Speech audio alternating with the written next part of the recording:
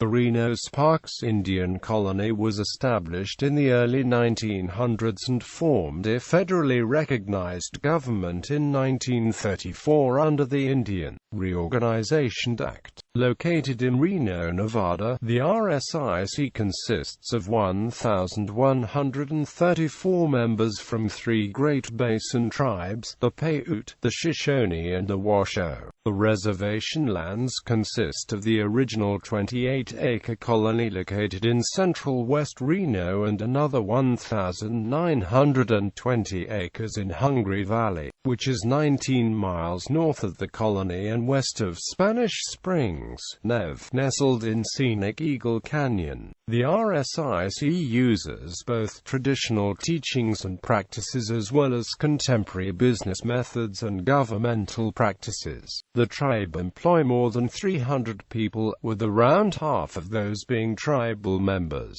The people that inhabited the Great Basin prior to the European invasion were the Numu, the Washoe, the New, and the Nuwuvi. In each of these groups' language, these names meant the people. Within these groups were bands of Indians who were often referred to with words that reflected where they lived or what they ate. For example, the Ugaitikata referred to the trout eaters near the Walker River of the Toitikata referred to the tuile eaters near the Stillwater marshes. Today, the people continue to recognize the special place on Earth and all the life cycles. Traditionally, the people lived a well-planned, harmonious life which was predicated on their immediate surroundings and nature. Time could not be wasted. Knowing what the land would offer was a matter of survival, thus the people's migration patterns were strategic and well thought out. The people followed the food and over thousands of years, each band evolved as an efficient, social and economic unit that could comfortably inhabit the land on which the people had been placed since time immemorial, living in cycles with the seasons. The Numu occupied the strip known as Western Nevada, Eastern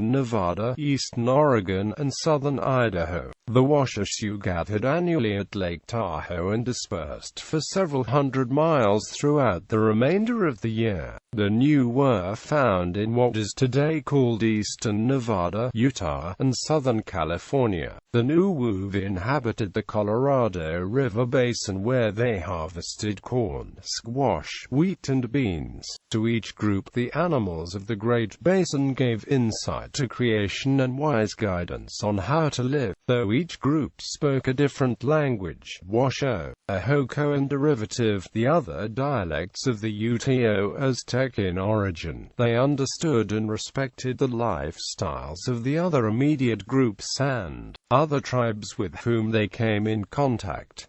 In fact, much trade and commerce occurred among the original inhabitants of the entire continent. Conflicts occurred only when economic necessities forced a group to raid or confiscate the resources of another group, though the people consider that they have been here since time began. Archaeological evidence places the earliest residents of Nevada as living here about 10,000 years ago. In 1994, the Nevada State Museum carbon-dated remains which were unearthed in 1940 near Fallon, No. According to modern science, the burial remains of Spirit Caveman prove that he lived in the area over 9,400 years ago. Because Indian land in the Great Basin was one of the last major frontiers to be explored and settled by European Americans, the people sustained a way of life and ethnic identity much longer than most tribes in other parts of the country. In fact, at first contact in what would become Nevada, hundreds of other tribes were enduring the fourth major shift in U.S. government policy toward American Indians. From 1492 to 1828, or during the colonial period, Indians were dealt with as sovereign nations. May treaties and agreements were negotiated with France and England as these countries recognized that the Indians had their own form of government, their own leaders, and their own homelands. Around 1830, the Spanish Trail opened in southern Nevada and explorers and trappers made their way into the arid landscape. In the beginning, many tribal groups were curious about these newcomers and the people attempted to establish relationships with them. Yet, as time went on, it was difficult to maintain a friendly association as the people found it difficult to adapt to the disruption in their lives caused by these newcomers. Although there is little written about Spaniards being in Washoe territory, there are some stories by the Washoe that suggest such an occurrence. The first written records of non-Indians in Washoe lands took place in 1826.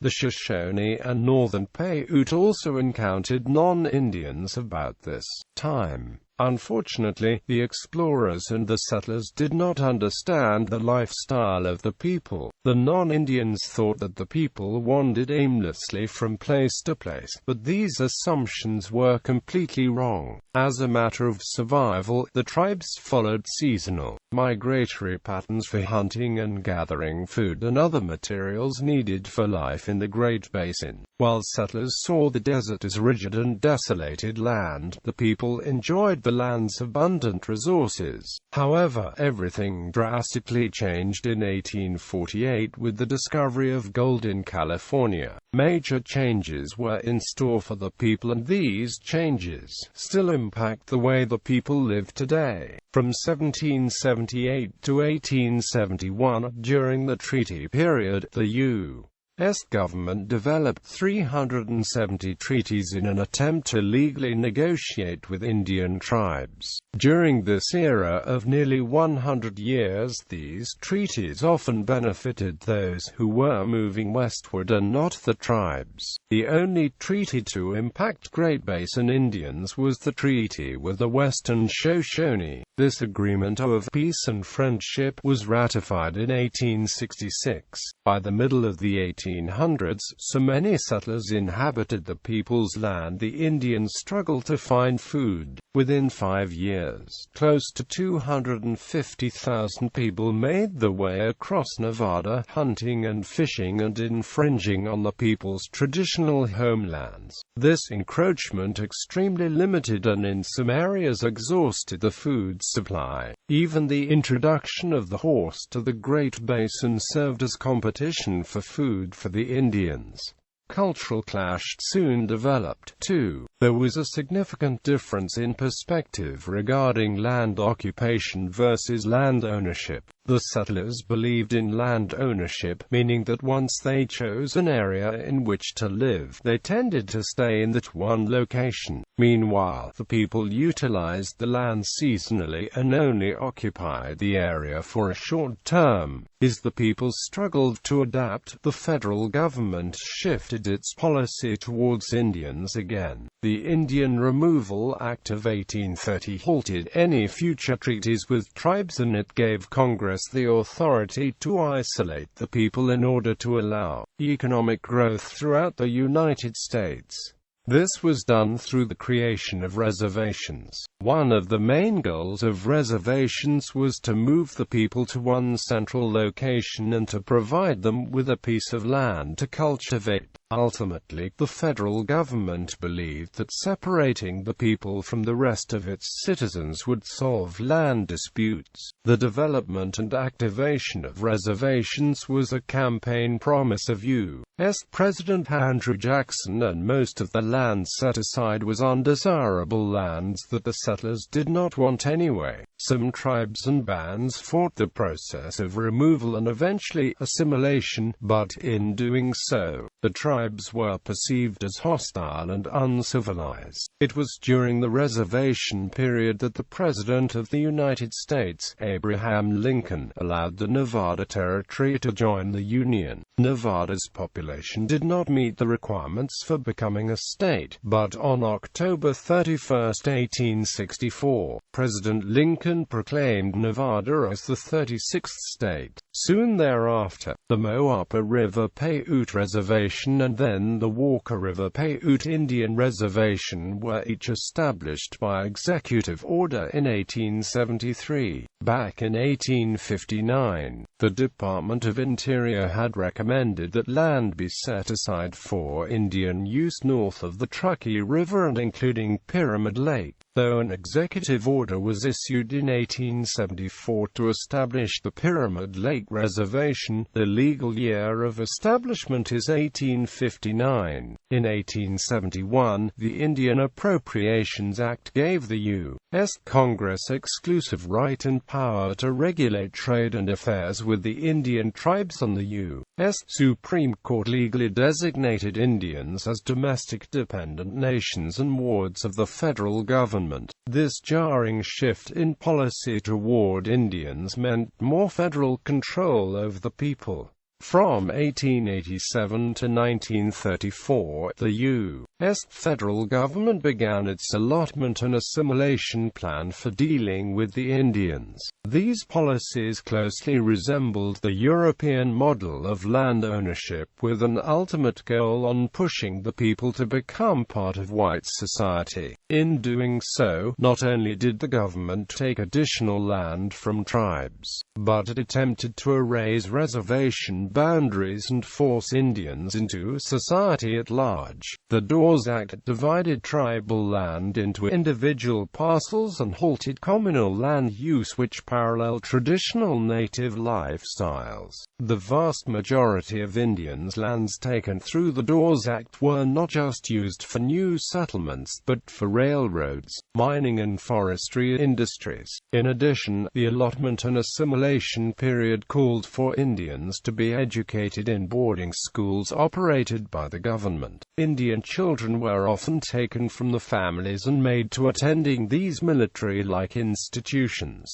hundreds of miles away from the families. As a result of the allotment system, nationwide Indian territory was reduced from 138 million acres to only 48 million acres. Along with the devastating loss of the land, the people's fundamental structure for tribal life was destroyed, too. Another major shift in federal policy happened after a U.S. government commission study evaluated the conditions of Indian communities in stunning details. The Merriam Report outlined the ineffectiveness of the Dawes Act, as it found that the overwhelming majority of Indian people were extremely poor, in bad health, living in primitive dwellings, and without adequate employment. The Merriam Report blamed the hardships that the Indians faced on the encroachment of white civilization. The report stated that the Indian social system did not and would not work with the conditions forced onto them. These findings were the basis for the Indian Reorganization Act of 1934.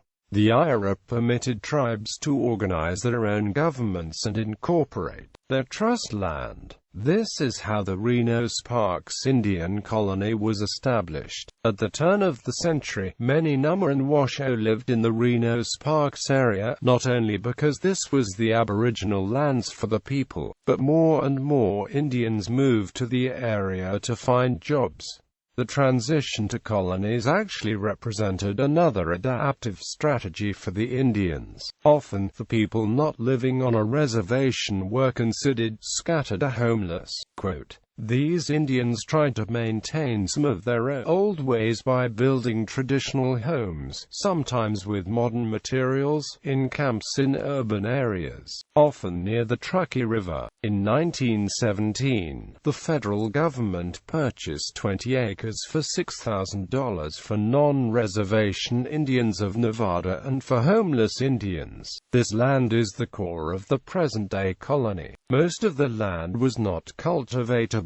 However, the Indian Bureau dug irrigation ditches to provide some drinking water. But most of the Indians collected drinking water from a spring about a quarter of a mile away. Initially, the Nama lived on the north side of the colony, while the Washoe lived on the south side of colony. The Reno-Sparks Indian Colony and all colonies received some governmental services and were most often considered by the Bureau of Indian Affairs to be under their jurisdiction. For example, the purchase of additional land in 1926 was part of an effort to improve the water supply for the colony. Plus, from 1920 to 1930, a nurse and a police officer, paid from federal government funds, were stationed at the colony. Further, in 1938 the United States Supreme Court ruled that there was no distinction between a colony and a reservation, which meant that the superintendence of the colony fell to the federal government. To that end, an additional 8.38 acres was added to the colony in 1926. Purchased for about $4,000, this strip of land allowed for a day school. For many years, residents of the colony sent the children to this local government-operated school instead of a boarding school about 40 miles away. However, the colony school was closed in the early 1940s because the building was in such disrepair. The Indian children's only option was to attend public school, but discrimination was rampant. Mercifully, in 1945, Grace Warner, the principal of Orvis Ring School, invited the Indian student to attend her school. This arrangement, which included busing the colony students to Orvis Ring, lasted until 1975, when the public school system required the Indian students to attend the school closest in proximity to the colony. As permissible under the IRA, the Reno-Sparks Indian Colony established its first formal council in 1934. On February 9, 1934, the elected council included 3 Paiutes, Cleveland Sifat Thomas Okeho and George Houghton, and 3 Washoes, Willie Tondi, Jack Mahoney, and George McGinnis.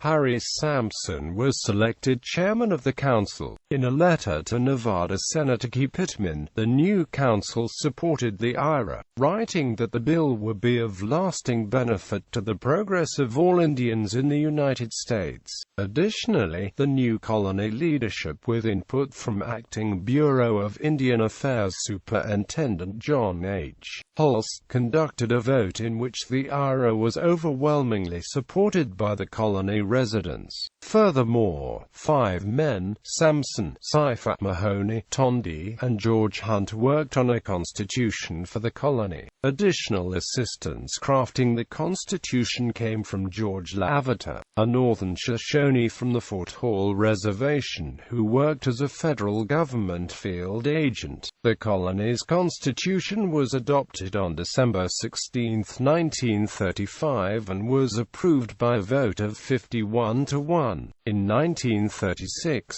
the colony tried to adopt a charter, but the BIA's field superintendent, Alida Bowler, delayed submitting the paperwork to the federal government. Bowler did not believe all the signatures were authentic, as many colony members who could not write had someone else sign his or her name. Bowler returned the petition with instructions to have person who could not write make a cross or a thumbprint, but that action had to be witnesses by 2 other persons. Adding to the confusion, most often charters enable tribes to get credit which would assist the Indians with economic development. Bowler did not think the RSIC could get credit because it had no agricultural resources. However, the colony's charter, which was approved on January 7, 1939, included plans for the tribe to establish a cooperating laundry, a store, a meat market, a gas station, arrangements for the raising poultry, and a harness repair shop for individual Indian members who wanted to do business for themselves. Also under Sampson's leadership, the RSIC tried to take advantage of a provision in the IRA to purchase more land for the colony. With input from E. M. Johnston, a beer land field agent, Lavater, and Bowler, a proposal for the purchase of 1,080 acres between Highway 40 and the Southern Pacific Railroad tracks in the Truckee Canyon was submitted to the Commissioner of Indian Affairs on January 25, 1937. Unfortunately, this land purchase never came to fruition, as the federal government's field agent, active agent, and superintendent could not agree on how to proceed. while the RSIC continued to build its sovereignty and explore economic opportunities for its members. U.S. President Dwight D. Eisenhower changed the federal government's policy toward American Indians and began the termination era. To deal with the Indians nationwide, Eisenhower sought complete elimination of the U.S. government's trust responsibility to the tribes. This meant that scores of tribes lost the federal benefits and support services, along with tribal jurisdiction over the lands. All told, the termination era, which lasted from 1945 to 1968, eliminated 109 tribal governments and reservations. Fortunately, no tribes in Nevada were terminated. Finally, in 1970, U.S. President Gerald Nixon developed the latest national policy toward Indians: tribal self-determination. Self-determination gave autonomy to tribes by allowing the Indians to control their own affairs and be independent of federal oversight without being cut off from federal support.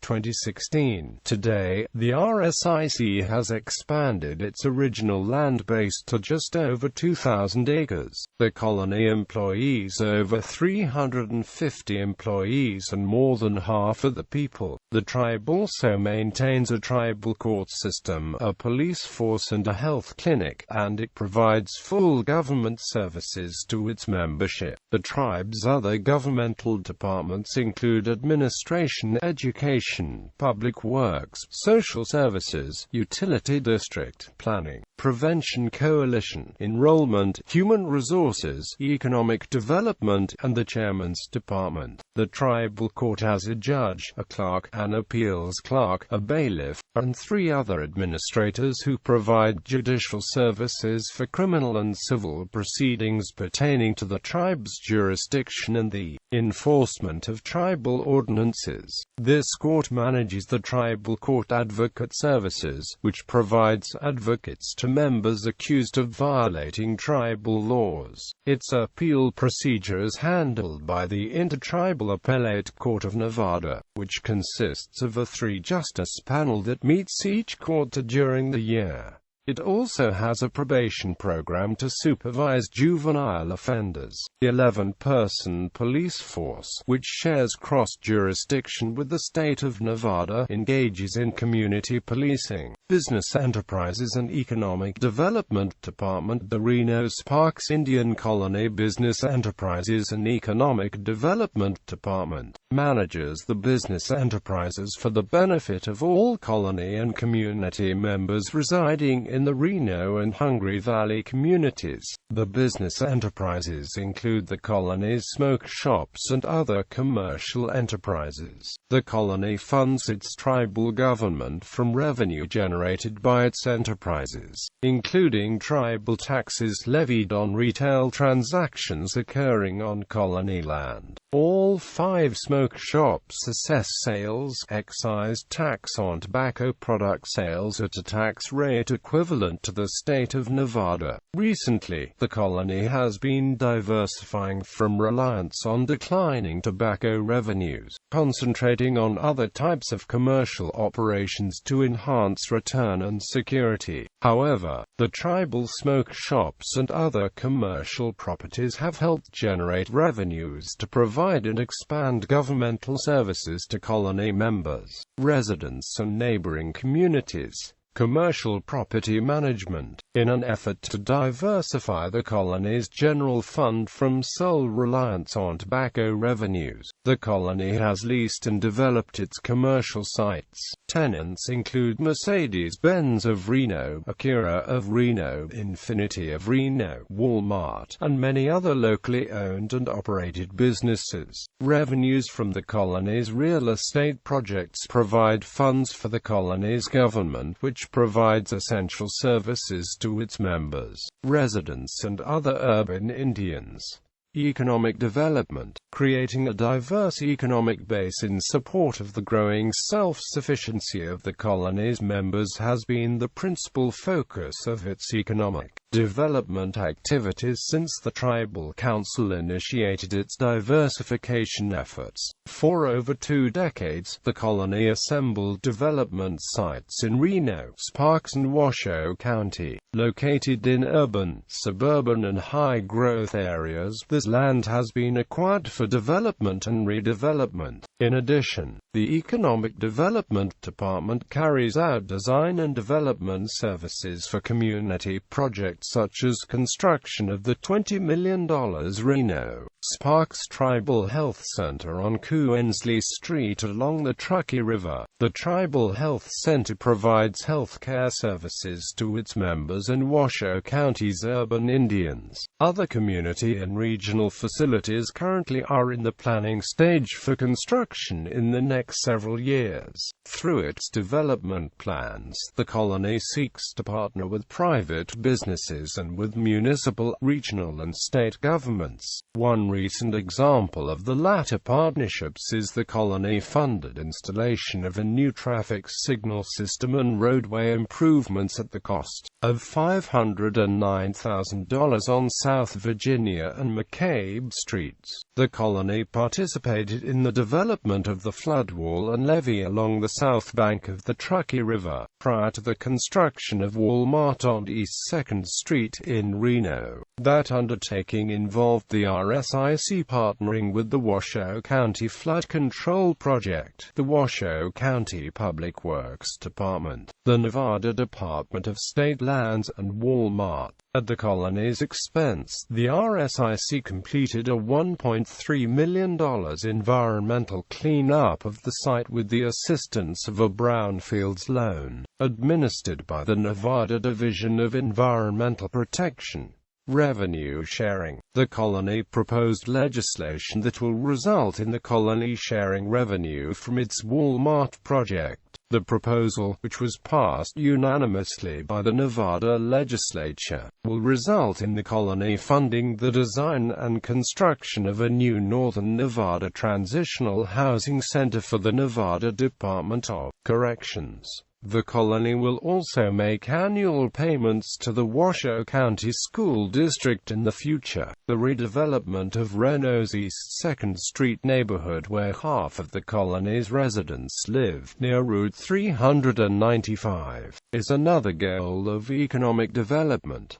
The tribe's residential community is surrounded by industrial land uses. In some instances, the colony has purchased surrounding parcels which were redeveloped to provide a buffer between the residential and industrial land uses. For instance, the Walmart site was assembled by purchasing 12 industrial and commercial parcels. By redeveloping the site and changing the land use to retail, other less desirable land uses were eliminated. Plus, walking paths along the Truckee River's floodwall and levee were constructed to provide public access to the river. The colony's development program is assisted by various federal incentives and agencies. For example, the Indian Employment Tax Credit is available to non-tribal employers who locate the businesses on colony lands and hire tribal members. The Indian Accelerated Depreciation Schedule is available to those non-tribal businesses who conduct business on tribal lands,